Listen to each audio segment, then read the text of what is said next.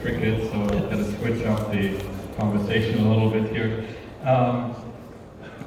When you joined Google Cloud in 2019, you and I sat down at some point at Google Next, and we talked about Kubernetes and multi-cloud and kind of infrastructure things and servers. The world has changed quite a bit since then. And I was at Google Cloud Next a few weeks ago and I was joking, we should just call it Google AI Next. At what point did you realize that AI was going to be the next big thing? Probably as far back as 2020. You know, our vision for cloud computing has always been super simple. It's been about simplifying technology so that people can use it to build great applications. The first problem we solved was using cloud to deliver infrastructure. Instead of having to have people buy data center space and machines and manage them, we said we can just give you infrastructure as a service.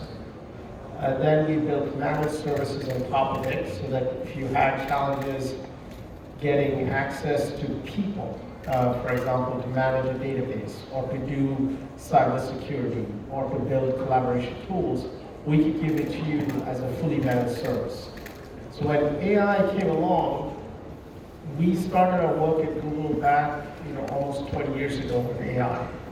And we saw that the application of AI to applications, whether it was search or YouTube or Gmail, was the central way that people could experience AI. And so we felt that if we can give people a platform, one, where they can either develop applications using models extremely easily, and where the platform would simplify how they used AI, or for end users, where our products themselves incorporated AI to represent all the skills they needed, it would hugely transform the way they experience AI. And so there have been many, many moments on that journey, but we've been working on it now for almost 4 years.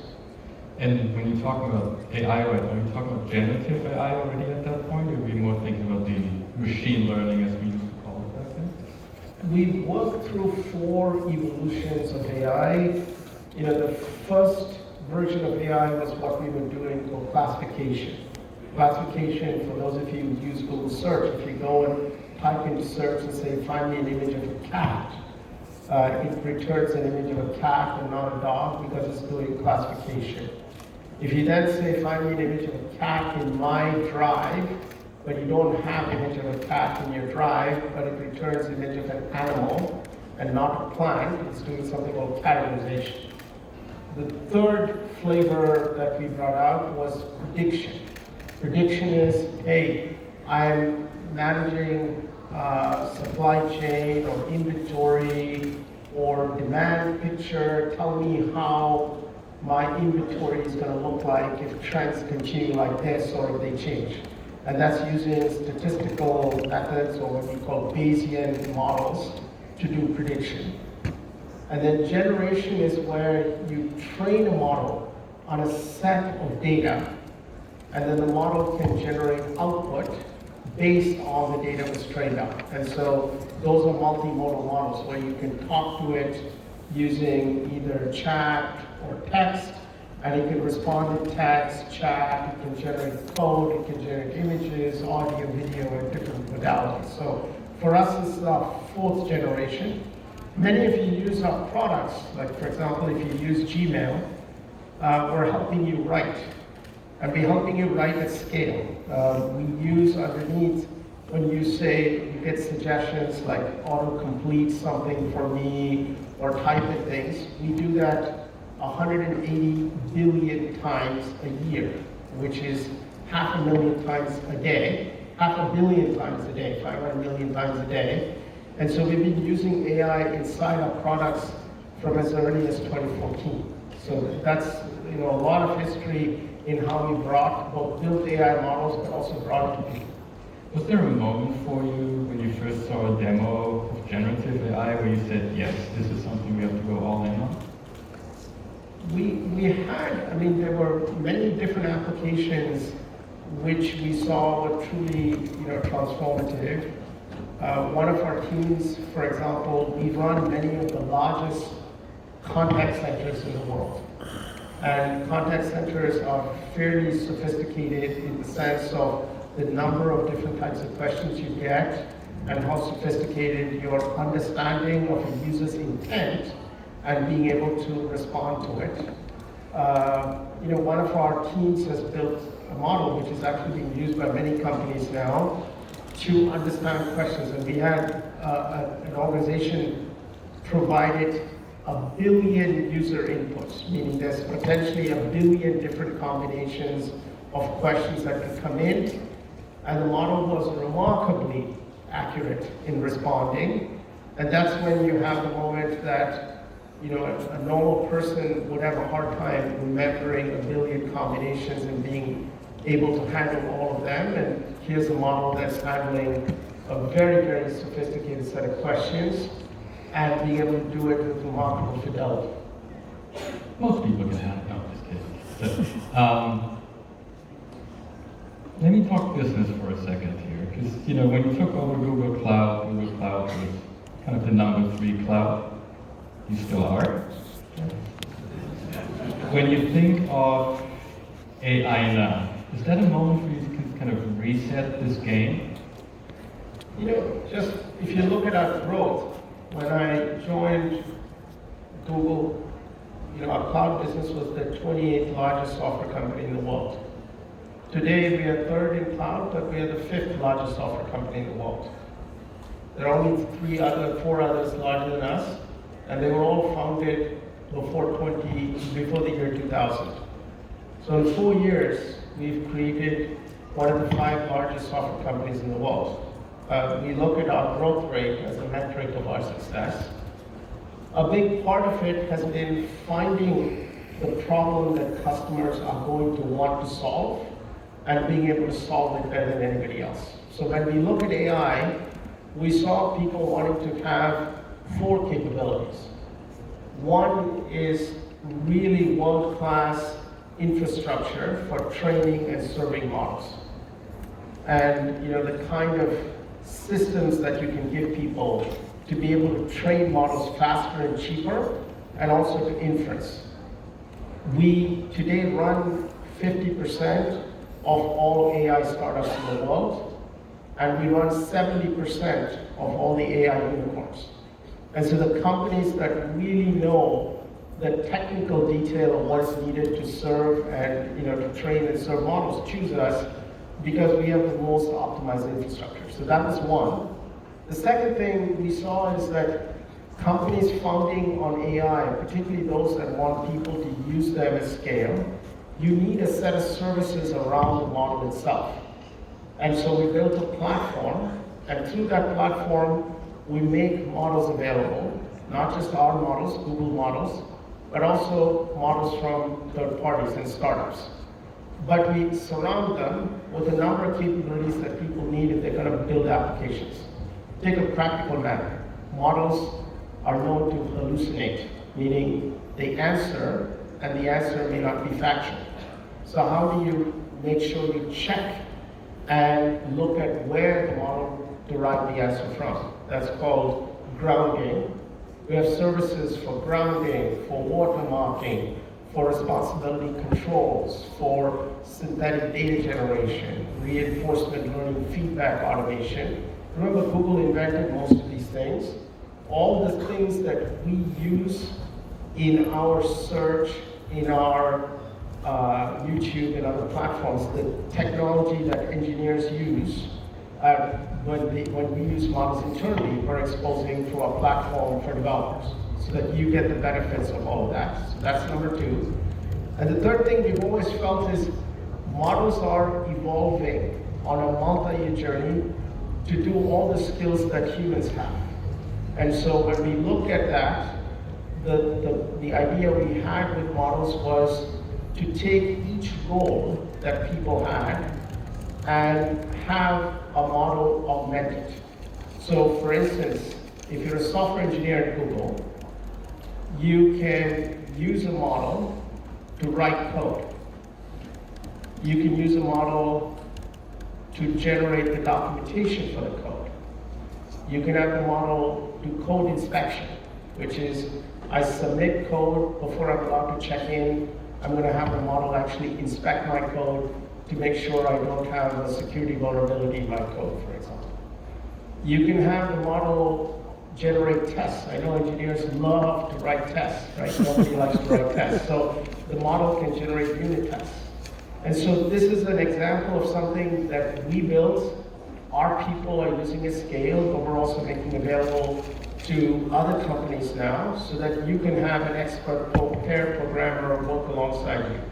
And so when we looked at AI, we felt some people will want amazingly cost-effective, scalable infrastructure to train the models on.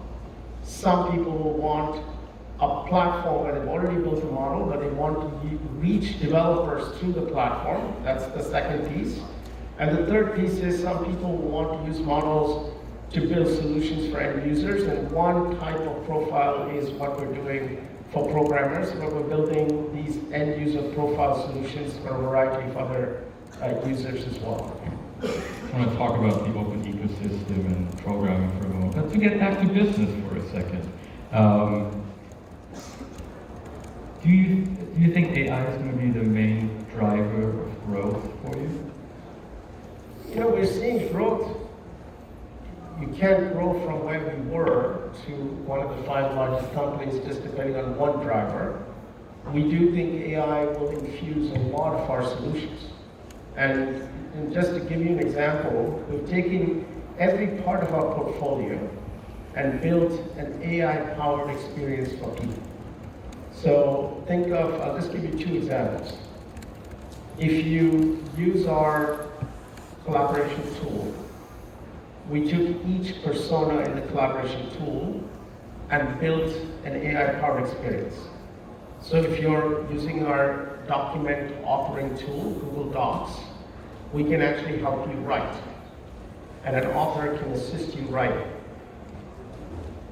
If you're people who love to do slides, but you don't know how to do graphics very well, you can actually type in text and we can generate the graphics for you.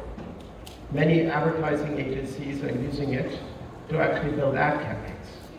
So we took each of the profiles. If you attend video conferences, I know all of you love to do video conferences. And if you want to have a person who can transcribe the meeting, summarize the action items of the meeting, generate the summary of the meeting, translate the summary into all the languages because many people are working across different countries. You can do that automatically. So we've taken each of the personas that people typically want because they say, I wish I had an administrative assistant who could take meeting notes. And now we've built it with AI. It's the same thing for using our platform. If you're a developer who wants to access our platform, you can go in and say, take as a very simple example, many people have to do data analysis. And they get questions all the time, what are the numbers? How are our numbers doing? So we wanted to simplify it. So we said, you can go into a search box and say, tell me how revenue is trending. The system will, 1, calculate your revenue trend. 2, it'll tell you why revenue is trending that way. 3rd, it'll generate the narration. 4th, it'll build a chart. 5th, it'll create a slide deck. And it'll write the slide deck for you. That's what is available now. And so a lot of what we've done with AI is to take AI and infuse it into all the tasks that people want to do to make it so much easier to get them done. And by doing that, we want to be able to open up technology for more people. Because the easier you make it, the more people can get access to it. And you brought up Workspace quite a bit now, you know, the consumer office suite side of Google Cloud. I'm not sure everybody's aware that those all fall under your regime, but did you ever think of splitting these 2 up? And did kind of this AI revolution change that discussion in any way? So Workspace, for those of you who use Gmail or Google Docs, we offer an enterprise version of that called Workspace. It's used by over 10 million companies around the world and government agencies and other people. what we're really trying to do with it is twofold.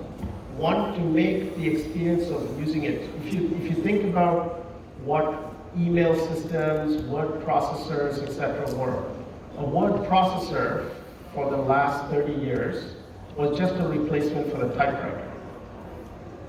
A spreadsheet was a replacement of a calculator. A slide deck was a replacement for what people used to do called slide projector. We felt that with AI, you should be able to do more. We should make the word processor an author to help you write. We should make the spreadsheet an analyst that will help you calculate. We should take the slide projector and replace it with a digital graphics artist, an AI-powered graphics artist, that you can collaborate in real time, and that's why we call it duet, because you are working with somebody, a digital somebody, in real time. And it can assist you in doing tasks that you couldn't do yourself. Now, we've integrated that into the Google Cloud Platform because many developers say, hey, I'm working on a project, I want to chat with somebody to get some help. I'm working on a project, I want to generate the documentation for my application, and I'd like to use the document authoring facility to generate the documentation for my project. So we've integrated and made it extremely easy for people to use these pieces together. And AI brings all the skills that you need into one system so people can do it. The thing with AI is that it's expensive to run. And you've got these consumer services that are being used by billions of users. Is AI going to be one of the main differentiators between the enterprise versions and the consumer versions, where the enterprise version will have more sophisticated features in Gmail and Docs, or how are you thinking about that? So the models that we use today, if you go to Google Search, we have something called Search Generative Experience, which is our new generative AI-powered search experience. The models that sit under search, we're making available to everybody. So every model that we use internally, we're making available to customers as well to build their applications, and we're making it available at the very same time as we're doing internally. Now, to make models work well, we've been very clear based on our own experience that you want to choose the right model for the task. And when I say the right model, models can be of different sizes. The largest model is not always the right one. Let me give you an example. Imagine you're a software engineer and you're writing code. If you want to generate a function, you say, please generate this function, and you wait. If you're typing code and you want it to auto-complete, you want that code fragment that you're auto-completing to happen in real time, because otherwise you type and then you're typing over something the model is generating. So the smaller models have better latency, they can be lower cost, they can also answer many questions that you may not need the larger model to solve for. So most clients that we work with, we actually allow them to use a combination of models. So you can start, for example, talking to the smaller model. If it can't answer the question, it can transfer it and fall back to the larger model. And for those of you who use Gmail, you can actually see it in the preview that we're running right now for customers. So you can, for example, on your iOS or Android device, you can bring up the Gmail app if you're part of our preview, and you can say, help me write. It talks to a model that's running on the phone. You can imagine that's a highly compressed, highly distilled model. The reason we're doing it on the phone is both to make latency low, and if you're in a place that you don't have great connectivity, you can still write. If you want the model to do more sophisticated things, it can fall back transparently to a larger model that runs in the cloud. And so we're trying to give people the choice of the best model, which can be a combination of size, cost, latency, and a variety of other characteristics.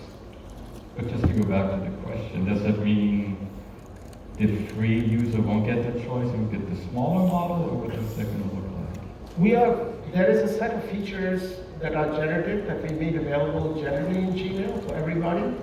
We have not yet announced consumer because we're still testing with consumers. We're also testing in different languages, because we've got a large user base outside the United States. We've said publicly that we will be making the product available to consumers, very small businesses, and large enterprises, and there'll be a set of capability that we just include in the product. Right, let's go back to the models for a second there again, because when I was at Google Cloud Next a few weeks ago, this open ecosystem of models was something you were highlighting quite a bit. That means you're working with some, competitors, but other, like Facebook, for example, with the Llama models, which is somewhat unusual, right? But why is that open ecosystem so important to you? So we work with 3 types of models. Obviously, people ask, can I get Google's latest models? Yes. And as I said, the same models that sit under our consumer properties are available at the same time as they're available inside the consumer properties. We also work with a variety of open source models. Open source models like Stable Diffusion, Llama 2, Code Llama, Falcon, there's a variety of them. The way we do it is we actually poll our developer community to see what they really want us to work with. And the popular ones, we actually package in a PyTorch container and make that available for people. So that's number 2. Number 3, there are some companies that work with third-party models. Third-party models are not open source models, but third-party models like Claude, for example, from Anthropic. We do support Claude. We do support Cohere, AI21 Labs is available, Runway, which is a super popular media, video model is available. We work with Midjourney, so we want to allow customers to choose the best one. In some cases, the best one will be from Google. In some cases, the best one may be from somebody else. And we offer you one platform where you can use all of it, so that you don't have to choose different tools every time you want to choose a different model. And that's somewhat different from some of your competitors. Do you think that's a major differentiator for you? Is that part of why you're doing this? We definitely feel that customers should choose a platform to build with AI. And we always tell customers, if you look at the large companies we work with, whether that's Wendy's or Priceline, or we've had hundreds of customers do announcements with us, Mayo Clinic and others, they're deploying it across a range of different environments. And we always tell them the most important thing is you need to choose a platform that provides you the ability to manage models, test them, evaluate them, handle change management, all this stuff. And so when we did that, people said, can you allow me to use a range of models, not just yours, with the platform? And we felt that was the right thing. Run those models and run them in Google Cloud. So. You can run those models super efficiently because they're getting the infrastructure to run that we're using to run our search models, our Gmail models. So you can imagine we've spent years optimizing performance and cost to serve those models extremely cost effectively. We're making that available to third parties to use to serve their models to the developer ecosystem just as cost efficiently as our models. And talking about that infrastructure, a lot of the industry is suffering from just not being able to get the GPUs and the chips they want. Is that a problem you're facing as well? We've seen the evolution of infrastructure for many years. And as AI moves from the realm of data science and research into applications, you actually need a range of different kinds of accelerators. So as an example, if you train a model, depending on if you're building a sparse model or a dense model, if you're using something called mixture of experts versus a single large model, the kind of chips and system you need are very different because you need to decide how much coalesced memory do you need versus how much memory per chip do you need, etc. Same thing for serving. There are many techniques now being used when you serve a model. For example, if you've got data in a data store, people use something called vectorization to expose it. Depending on how much is textual versus numbers, you may decide how much floating point optimization you need. So what we have seen at Google, because we're in our 10th year of building ML systems, is you will need a range of these different kinds. And so we offer 13 different kinds of accelerators so that people can choose the one that's really optimized for their needs.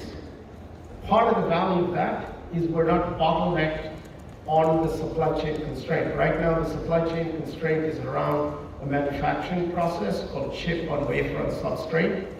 Many accelerators don't have that bottleneck, and because we offer the diversity, we don't have the same constraints in offering people the ability to use this infrastructure.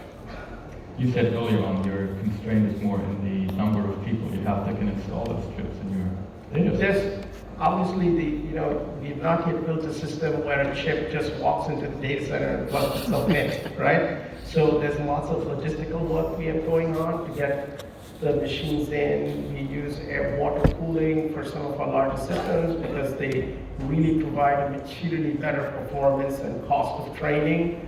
So there are many, many people at Google working on making sure that part of the ecosystem works well. All right, well, we'll head out and install some H100s somewhere in the data center. Thank you very much for your time. Thank you all. Thank you.